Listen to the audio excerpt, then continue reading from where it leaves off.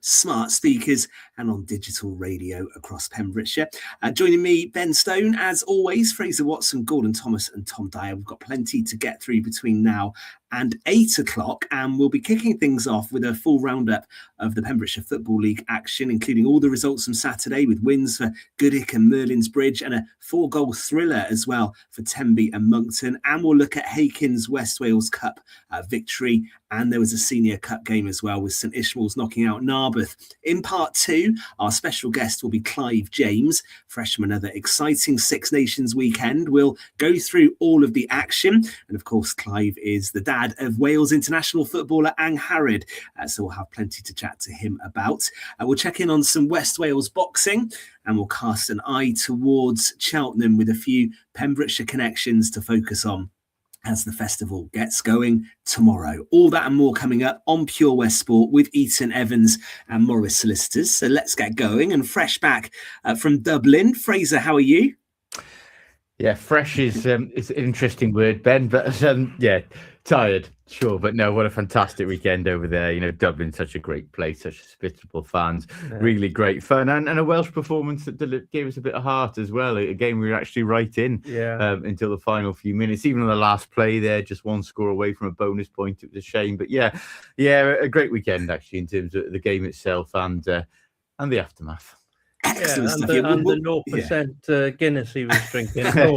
Non-alcoholic is Fraser. He doesn't drink a lot. I'm sure, Gordon. I'm sure he was on the 0%. I'm sure he wasn't actually. Does the Guinness taste better in Dublin, Fraser? Yes, it's not a myth. There was one sip of that and closed my eyes and just sat back in my chair and felt like I was home. But it tastes better. I can confirm that, Ben. Excellent stuff. Well, let's pause the Six Nations for part 2. We're going to get Clive with us to go through that and another improved performance from Wales and disaster for England, of course. So we'll get to that in part 2. And I love a try from a prop as well. So plenty to talk about when we get into the rugby. Gordon, how are you? All right? I'm very good, Ben. And yourself? Yeah, not bad at all. Thank you. How was your sporting weekend? I went to watch the North County derby, Fishguard versus Goodwick. I actually missed the first 3 goals. I was a little bit late turning up, and Goodwick were 3-0 up with 6 minutes gone. Wow. Wow indeed. It really killed the game off, actually. Goodwick strolled to a comfortable victory. Dan Devine made his debuting goal. That. He has played for the Bridge and Half West Cricket Club and is involved with Half West County.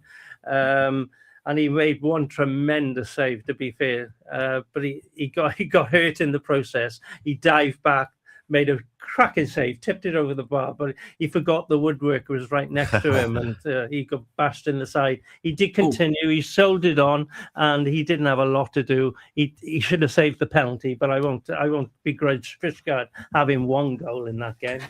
Rhys Jones hat-trick as well, wasn't it? Yeah, they controlled it everywhere on the field. I think if you're Fishguard, I expected Goodwick to win that. If you're Fishguard, you're bitterly disappointed with that, though. You know, off the back of winning last week, you're fighting to stay up. You're home in a derby game against Goodwick. You expect a scrap. You expect them to be up for it. Be 3-0 down in 6-7 minutes. That's hugely deflating and disappointing. You know, it's easy to say when we weren't watching it, but I think Phil Jones to have seen that game disappear within the first 10 minutes on Big Derby Day, I think he'd be disappointed. He was disappointed, Trace. There's no question about that. Yeah, and the Fishguard players would have been so up for that game as well. So when you start so badly, there is no way back from that, is there? When you're 3-0 down after 6 minutes, that's incredible.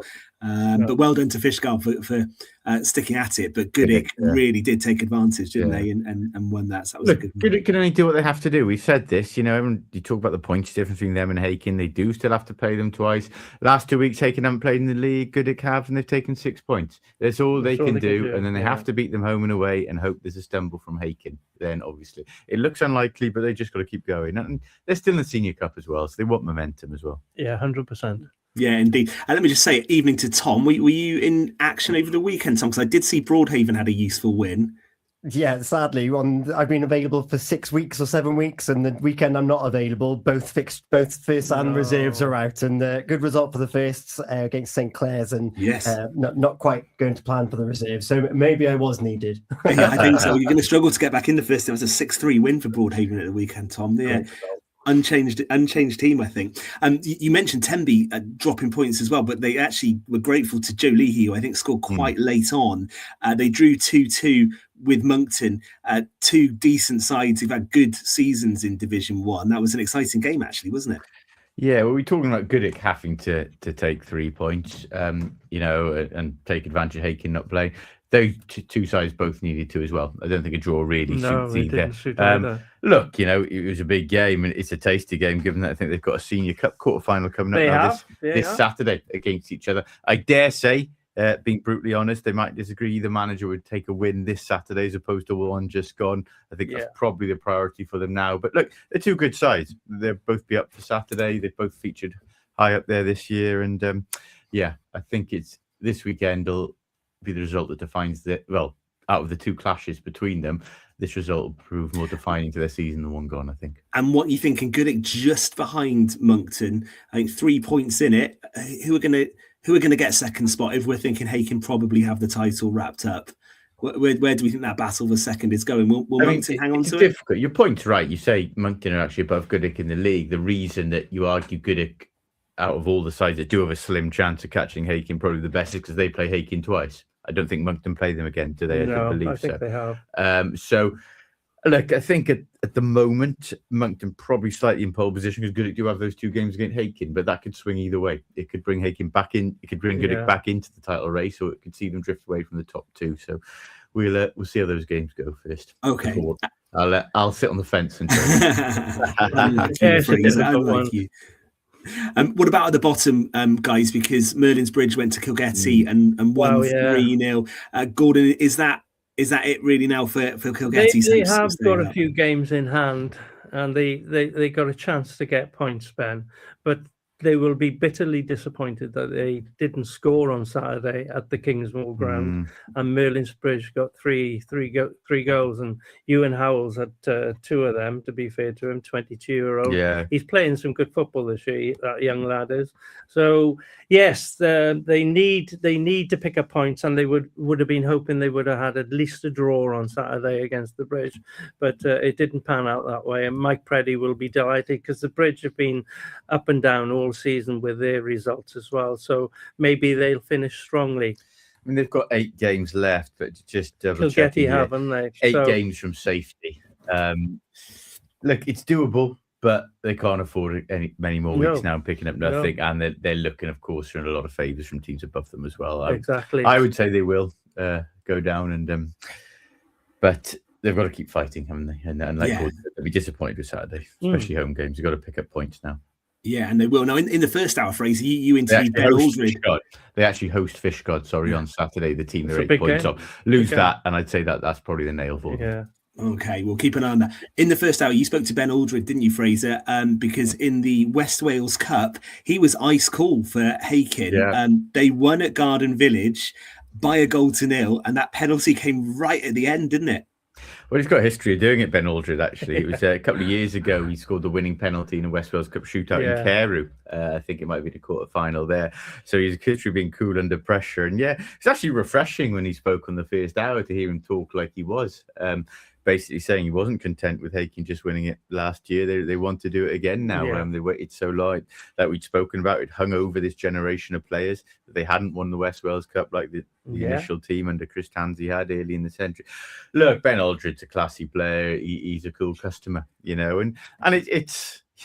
He made a good point when I asked him about the crowd out there. They can be quite raucous, but he did say you can't really get on a high horse and Hakin when what the odds do to people who take penalties up that end. So so he's used to a bit of noise to a penalty kick. But hey, look, big win for them.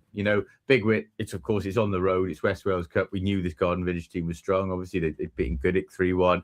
It's a different kettle of fish when they're at home. Goal agree with that. And they Hakin without Cam Thomas, Ashley Bevan, and Jay Power as well. There's a few boys missing in there. It's one they really had to grind out. I spoke to Scott briefly. Said and also the disappointment of the Senior Cup. They would have been bitterly disappointed losing to Monkton. Exactly. And to have gone out to the West Wales Cup then the following week, that would have been, as far as they're concerned, a disaster. But fair play to them. It would have deflated them because all of a sudden you're talking about potential treble, then you're just looking at one league. Which. So I think because of the way it panned out, it was an important day. But I think Hakin now, they've been together long enough, that unit. They're well coached enough. They're not Yeah. intimidated at places like that. They can grind it out. Yeah. And that's the important thing in the West Wales Cup. You can grind out wins as well as playing well, and they did that side. I mean, it's a tough away game, that, isn't it? In the West Wales Premier side, so actually any win away from home, you grind it out. If you make progress in that competition, they'll be delighted with that, I think, to still be in that. And I think we're saying the draw is to come this week. Is that right? We believe so. Yeah. I mean, how the West Wales Cup do it is they make the draw, then tell you they've done it a lot of the time. But so we'll see. But we'll get news this week. Oh, well, listen, they're always welcome to come on this show and do it live. We love a draw, don't we? Maybe we'll put that invite out as the competition goes on. The other cup match we should mention, Gordon, this was a really exciting game, actually. St Ishmael's beat Narberth 4-3, but at half-time, Narberth was 3-1 up, weren't they? Well, exactly. It's my tip for the Senior Cup. I thought, oh my God, I'm going to come in on Monday now and the boys are going to give me a bit of stick. But the ace card was back. Aaron Hallam. Yeah. He was back. And within 13 minutes, he put the team ahead, Tish ahead. But fair play to Narberth. They came roaring back. And as you said, they led 3-1 at the interval.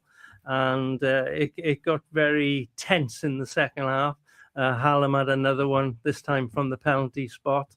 And it ended up Joel Mills scoring the winner. So 4-3, they will fancy their chances this Saturday against Saundersfoot, a second division side in the quarterfinal. So they could be on the semi-finals that's usually on the Bridge Meadow. I presume both of them will be in end of March time, I would have thought. And it's a huge fight back for them, really. It was massive. We talked about how well they've done this season, but they've obviously tailed off a bit in the league of late. West Wales Cup, then they've gone out of, and like all of a sudden, if you wouldn't say within their season over, they still got, want to finish in the top 2-3 and push for that. But it's certainly in terms of competing and having a chance of winning anything, it was season over. And at half time, with 3-1 down, they were staring down the barrel, weren't they? So tremendous fight back, and one that keeps the season alive, really, for them. It's a blow for Narberth as well. They're down in the bottom half of the division. They're fighting to stave off relegation themselves, and a bit of silverware might have given them a bit of confidence as well. So it'll be interesting to see how they react in the league now as well. Yeah, I mean, they're going to be gutted good, aren't they? Really, 3-1 up at half-time. How do we not close that game out from there? Yeah. But some comeback from Tish, and maybe good. Maybe is their name on the cup? It might be. I'm still backing them, Ben. I'm still backing them. Yeah, when you get games like that, you just never know, do you? All right, we're going to talk rugby in just a sec. Just mention as well, I think Friday night football at the Bridge Meadow is back. We're going to be there for that, so do come along. It's Cardiff Met, isn't it, on Friday, 7:45, after the good run came to an end with a defeat last time out, which was against Flint. So they'll be looking forward to maybe bouncing back and getting a win. Quite like the Friday night games, Tom. We're going to be down there for that.